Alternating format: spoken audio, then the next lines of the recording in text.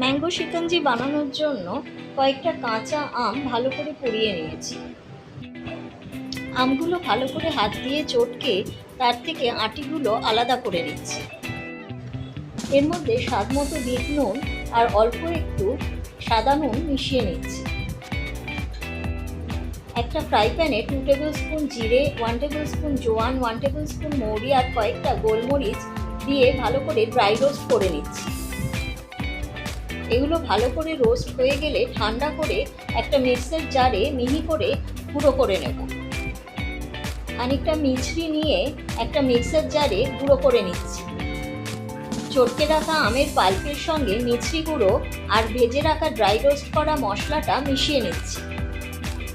এর সঙ্গে পরিমাণ মতন জল অ্যাড করে মিক্সার গ্রাইন্ডারে একটা স্মুথ পেস্ট বানিয়ে নেব।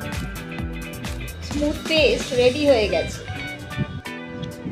গ্যাসে একটা কড়াই বসিয়ে তার মধ্যে আমের পেস্ট, 1 আঁটি পুদিনা পাতা বাটা, অল্প পরিমাণে জল দিয়ে সব কিছু একবারে জাল দিয়ে নিচ্ছি। সম্পূর্ণ মিশ্রণটা একবার ফুটে উঠলে গ্যাস কম করে দিয়ে 15 মিনিট মতন নাড়াচাড়া করে জাল দিয়ে নেব। জাল দেওয়ার সময় কালার কিন্তু চেঞ্জ হয়ে ব্রাউনিশ হয়ে যাবে, তাই যদি গ্রিন কালারটা বজায় রাখতে চান সেক্ষেত্রে কিন্তু ফুড কালার ইউজ করতে হবে।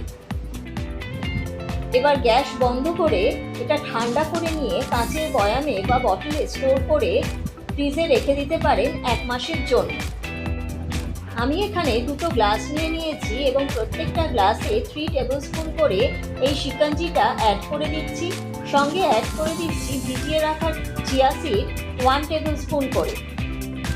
একটা গ্লাসে অ্যাড করছি স্প্রাইট আর একটা গ্লাসে নর্মাল জল অ্যাড করে দিচ্ছি। ব্যাস, আমাদের গরমকালে ঠান্ডা ঠান্ডা ম্যাঙ্গো শিকঞ্জি কিন্তু রেডি। গরমে একবার বানিয়ে রেখে দিলে নিজেরাও বাইরে থেকে এসে অনেকটা আরাম পাবেন, আর অতিথিরা হঠাৎ করে এসে গেলে তাদের আপ্যায়ন করতেও কোনো অসুবিধা হবে না। আজকের এই সহজ রেসিপিটা কেমন লাগলো অবশ্যই কমেন্ট করে জানাবেন। ভালো লাগলে লাইক শেয়ার করবেন, আমার প্রোফাইলটা ফলো করে সাথে থাকবেন।